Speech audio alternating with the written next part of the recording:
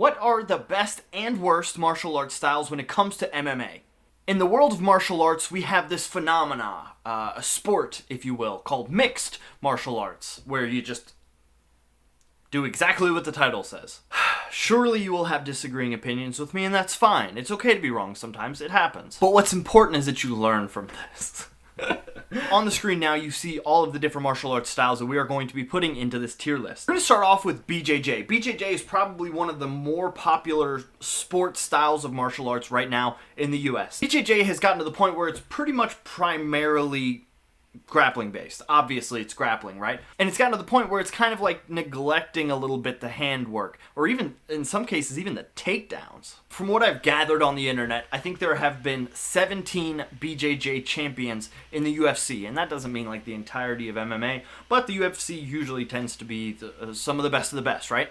Submissions and ground wrestling are one of the most important parts of MMA, and they can give you a super solid base, or even like a primary, like further than a base, like a specialty. The specialty of BJJ has proven time and time and again. You look at people like Damian Maia, who have a super specialty in BJJ and still tend to do super well. And almost everybody who's in MMA trains in BJJ at some point during their workout routines. BJJ's got to be high, but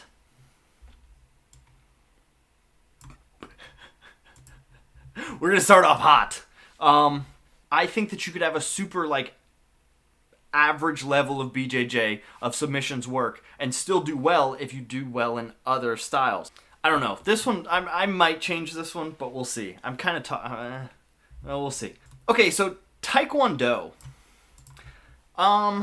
I roast Taekwondo a lot of the time, and I call it safe space karate. Let's just look at their stance and how it translates to MMA. If we're going to do that with BJJ, where we talk about where they start from, we should talk about that with Taekwondo. The kicks are awesome in Taekwondo, but the way they stand is like kind of, it's back foot dominant. They're looking to use their lead leg a bunch. They turn over a bunch. Their hands are super low. It can absolutely have a positive effect on your MMA game, but alone, average Taekwondo practitioner right now is probably from World Taekwondo Federation, or WT right now, and not WTF. That was a little risque, not quite safe enough. But all jokes aside, Taekwondo is a base, I guess, because you're probably not going to get an MMA if you only have one style. It kind of only covers like a quarter of the game of stand-up striking. Kicks. It can keep distance really well, but then you kind of lack the hands, you lack the elbows and the knees and the clinch and stuff like that. I gotta give it a D though. Banrun martial arts is a spectacular example of why Taekwondo can work and how it can work. But for the average, I would say, yeah. Okay, let's move on to Judo. I gave Judo, according to you guys, a very unsatisfactory rating in the last tier list that I've done. Judo is one of them that you don't see as often as you see the BJJs and the Muay Thais and the kickboxings and the wrestlings of the world. Judo has bred some champions like Ronda Rousey, who are like super legit athletes that have based their entire style off of this one sport. A decent portion of the game is either spent standing up or on the ground. Judo gives you the ability to switch that at any moment. But like I mentioned, sport judo doesn't necessarily go into as much of the submission. So once you're down there, and you can probably get really good control if you do judo. You know how your hips work, you know how your body works, you know how pressure works. Hey, if you like the video, disregarding my opinions, would you like the video? Let's do this. Let's move BJJ for now up to A. We're going to move judo to B, and we'll figure it out from there. Yeah. Muay Thai. Muay Thai is a style I've been taking for, almost 2 years now. Also, if you didn't figure it out already, or if this is the first time you've ever watched me, I do karate. I've done karate my whole life. I actually haven't done it for the last 2 years. For the last 2 years, I have been practicing Muay Thai because, it's good to know things. Muay Thai is a super vertical style. And when I say vertical, like when I think Taekwondo, I think of a vertical style. When I think of Muay Thai, I think of a vertical style. Not just because of the stand-up. I almost finished that sentence. Because how they actually stand. Like Muay Thai loves to keep this back leg straight and be like boom and stay in the same spot. They don't move as much as some of the other kickboxing styles, but their ability to clinch, grab stuff. I mean, Anderson Silva is a great example of how Muay Thai can work. Muay Thai gives you a ton and a ton and a ton of different options within your phone booth. Elbows, clinch, knees, kicks to the legs, which is huge right now. For me, the two big downsides obviously are the wrestling. Like the ability to stand here and teep and knee is very important, but when people shoot on you, it's a different story. Same thing for the movement. The distance for MMA is actually a decent bit further away from Muay Thai. Muay Thai, you don't have to move as much because you're so close to each other. MMA, I have to be thinking about sprawling from a takedown. I have to think about not getting knocked out because of the smaller gloves. So it doesn't necessarily correlate as well. Like you don't see a bunch of Muay Thai guys who are like bang in MMA. Man, you know what? Honestly, we're going back to where we were before. We're going to put Muay Thai at B tier with BJJ. So next we're going to talk about Sambo. Sambo is primarily a grappling style, but they also have combat Sambo where there's hands, there's headgear, they're throwing kicks, they're throwing spinning crap all the time. Usually if you watch any of those competitions, the kickboxing is pretty lackluster. However, they do kickboxing, transition to wrestling, transition to submissions, and ground and pound. That sounds like it's just MMA. And when you do everything, you kind of focus on like the nitty gritty working stuff. So the stuff that, for example, a Taekwondo guy would do is different kicking wise than stuff a Sambo guy would do. Because there's so many threats and options, you have to like really super fine tune it. When there's a style like Taekwondo or even kickboxing, you can get away with doing so much more cool, fancy, awesome stuff, and you have to get way more creative because your options of attack are more narrow. Right now, Sambo is kind of like what we were looking at with BJJ when we first started looking at MMA. Like, there's just something that we don't have an answer for. Yeah, I think Sambo is an obvious S tier. Krav Maga. Krav Maga frankly sucks for MMA. What's funny about me saying that is that a lot of Krav Maga people right now are probably commenting, Krav Maga's not designed for MMA. Which is funny, but anyway. If I could explain Krav Maga to somebody who knew mixed martial arts for some reason but didn't know anything else, I would say what you've learned about mixed martial arts, do the opposite. What you learn in mixed martial arts, throw it all out the window.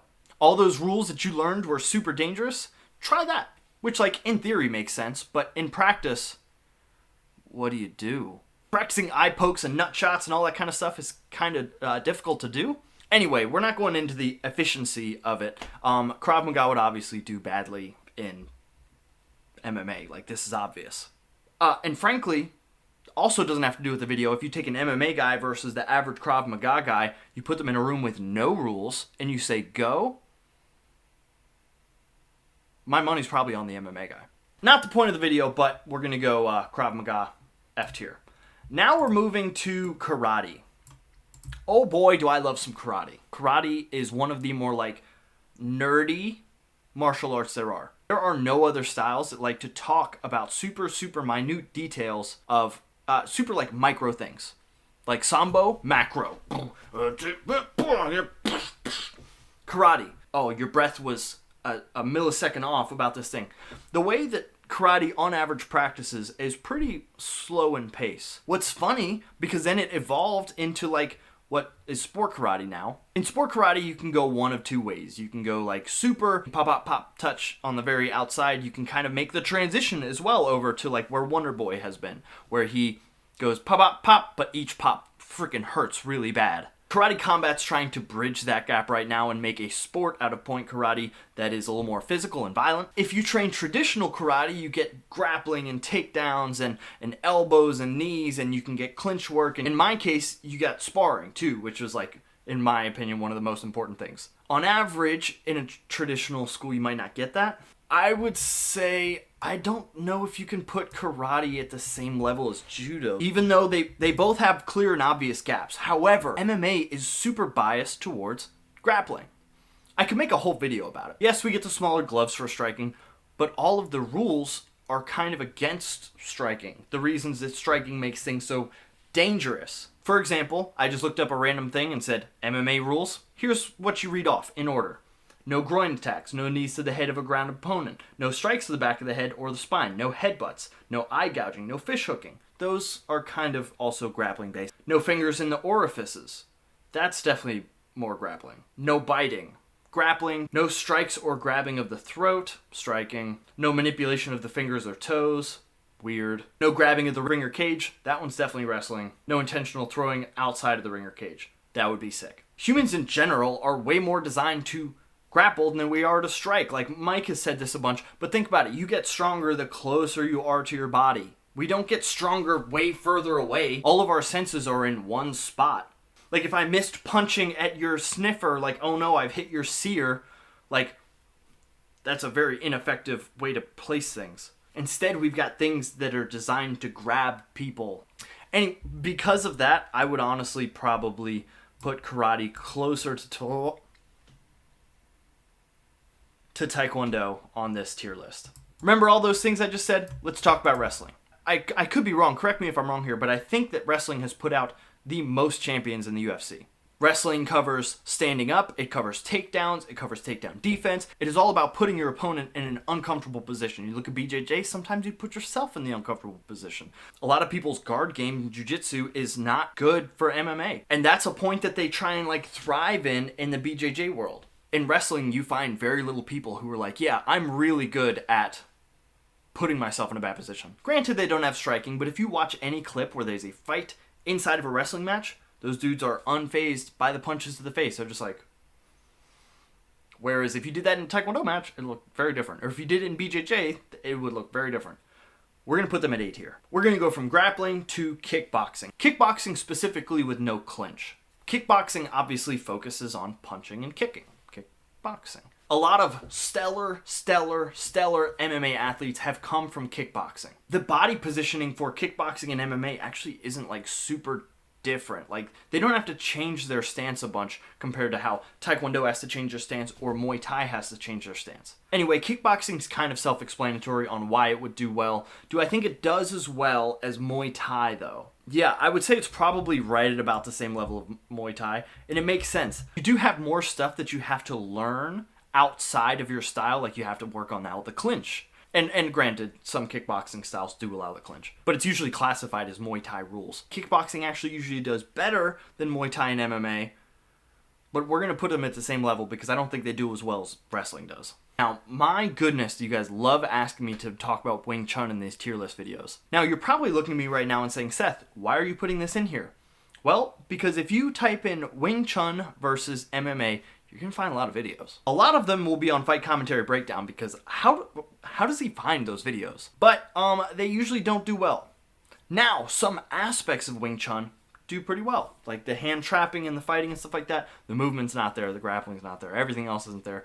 Cool concept. No.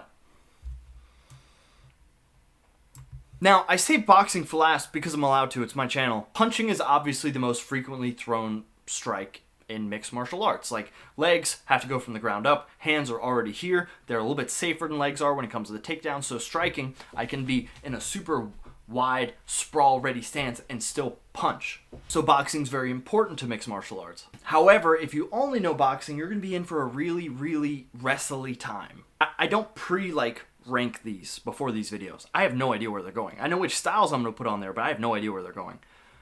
I'm having a difficult time right now because I can't decide if I want to put boxing at C or at D.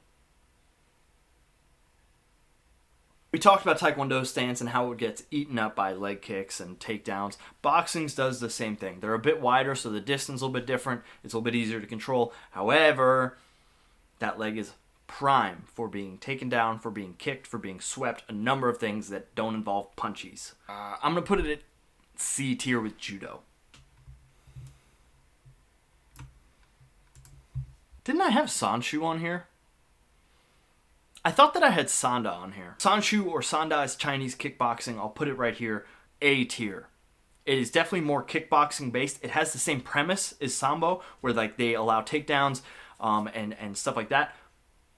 But it's less grappling based, so I think it would fall slightly lower than Sambo because of the reasons that I think humans in general are more designed to wrestle than they are to strike. Anyway, that is my tier list. Agree or disagree? Do you have numbers that prove otherwise? Are you just upset that I put Wing Chun in there? That's probably fair. Thanks for watching. Subscribe or I'll kick you. Bang! I didn't stretch.